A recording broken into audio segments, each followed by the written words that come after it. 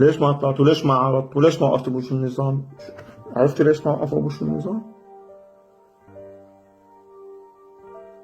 ليش ما وقفتوا معنا؟ شو بدنا نوقف معكم؟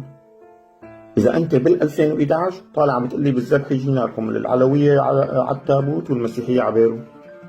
بال 2011 أنت بال 2011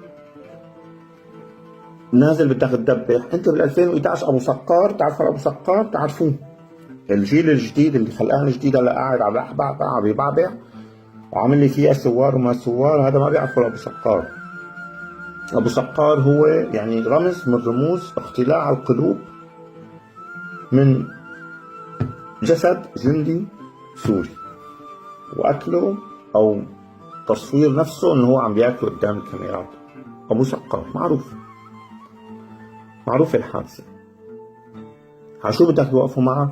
إذا هي صورتك، هي واحد اثنين، مين قال لك إنه هذا المواطن العلوي اللي هن غالبية العلويين اللي عايشين كانوا في القرى المعترة الفقيرة اللي ما معهم ياكلوا، اللي ما معهم يصلحوا بيوتهم، اللي بيوتهم من طين واللي بيوتهم يعني شوي تاني بدها تطب فوق راسهم لأنه خدمات ما في جنس الخدمات عندهم. تمام؟ رغم طيبتهم، رغم كرمهم، رغم كل هذا الفقر، هن الناس كرماء. هدول ما معهم يدفعوا لمهرب $10,000 لكل واحد مشان يطلعوا تهريب على دول الهجرة واللجوء مثل حضرتك. انت ابن حلب، ابن الشام، ابن درعا، ابن ادلب، شفناهم اغلب اللي اجا اللجوء كان هن ابن درعا، ابن ادلب، ابن حلب، ابن الشام، ابن ريف دمشق. شفناهم كلهم، اغلبيتهم هي المناطق اللي جايين منها، هي المحافظات جايين منها. هذا ما معه، مو لاني هو كان مبسوط على العيشه بسوريا، يعني مو هو لاني كان عايش في النعيم في ظل نظام رئيسه علوي. اكيد ما هو، اكيد اغلب الناس، وانا بعرف، وانا يعني نحن ما لنا جايين من المريخ، نحن على تواصل دائم من بدايه ما سمي بالثوره، من بدايه ما سمي بهذه الثوره، تواصل مع ناس من علويين، من اصدقائنا، من ناس بنعرفهم، كله كان بس بده يطلع، بس ما معه، ما عنده امكانيه يطلع يا اخي، ما معه $10,000 على كل واحد يحطه ويطلع. فسكت، قعد وسكت. بعدين بدك اياه يطلع ويعارض وياك لقتل ويعتقل ويروح من كيس حاله مشان حضرتك انت حملت حالك، شعلت الفتيل وحملت حالك وطلعت سافرت برات سوريا. مشان شو بدك اياه يطلع؟ يعني على مين بده يطلع؟ مشان شو؟ مشان مين؟ انت ليش طلعت؟ ليش ما طلعوا ضد الثورة؟ وين بده يطلع ضد الثورة؟ ليش ما طلعوا ضد النظام؟ وين بده يطلعوا ضد النظام؟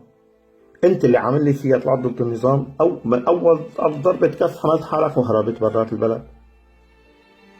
هذا انت اللي عامل لي فيها عضلات وثورة وثوار والله حيه وهذا. انت اول الناس حملت حالك وهربت برات البلد من 2011، من 2012 13 14 كنت انت الخالص برات البلد. بال 2015 2016 الكل صار برات البلد، وبلش قعدت تعارض وانت قاعد برا ما ناقصك شيء. والوقت اللي كانوا هدول الناس عايشين بكل الفقر، بكل الفقر عايشين. لأيمت بدكم تكذبوا على بعضكم وعلى حالكم وعلى الناس وعلى أطفالكم وعلى الأجيال اللي جاية؟ لأيمت بده يتم تشويه هذا التاريخ؟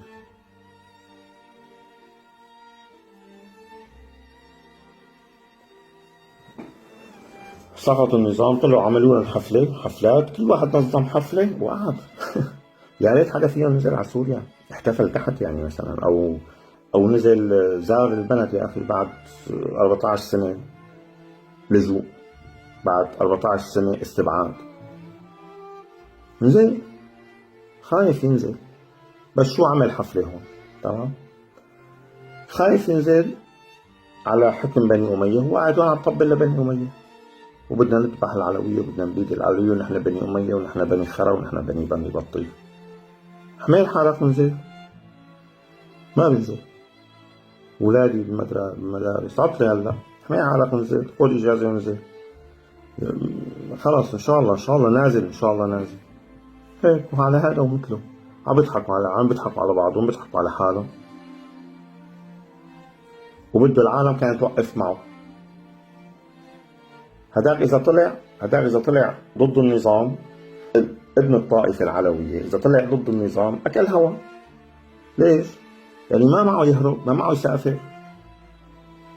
أنت طلعت ضد النظام، جبتك معباية، بعت البيت، بعت السيارة، هل هو يعني اللي ما معه عنده أكيد عنده ملك، باعه وحمل حاله يلا هرب سافر برات البلد. هذا ابن الساحل اللي عايش بالقرية، اللي عايش على الحشائش، عم بروح بجنية من الجبال بيجي يبيع على البسطة. هذا ما معه حبيبي ملك يبيعه ويروح يسافر هو والعيلة كلها. هذا إذا أكل هوا على الخالص يعني. بس أنت اللي عملت ثورة، شعلت الفتيلة وحملت حالك ويا فكيك، جمعت الخيط وهربت وتركت الشقة لمن بقى. حاجة يعني عن جد، يعني ما عاد تستحوا، لا عاد تزوقوا على دمكم. إلقاء التهمة على إنه العلويين سكتوا، ليش ما طلعوا عارضوا؟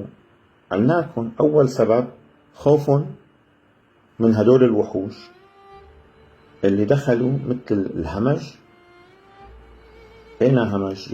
يعني كلمة توصيف همج توصيف جدا قليل عليهم. يعني هدول المجرمين القتل السفل الإرهابيين يلي دخلوا تحت مسميات عدة، يعني أمن عام وإسلام وسنة وإلى آخره، تمام. هذول أجوا دبحوا أطفال ودبحوا نساء ودبحوا مسنين ما تركوا حدا ما دبحوه. سرقوا أموال الناس، سرقوا سيارات الناس، انتهكوا حرمات الناس، دخلوا بيوت الناس، انتهكوا الحرمات الدينية والحرمات الأسرية والأخلاقية. ما عندهم أي رادع ولا رادع عنه. عرفت ليش؟ ثورتكم ما انتصرت. مين الحمار اللي بيصدق انه هاي الثورة انتصرت؟ مين الحمار غير انتو؟ دخلت انا اقسم بالله كاتب تعليق ما فيه شيء تعليق عند احد الاشخاص، معلق تعليق عند احد الاشخاص، يعني ماني انا عامل بوست طويل عريض، لا، تعليق عند احد الاشخاص. ادخلوا على الخاص، ادخلوا على الرسائل الخاصة، شوفوا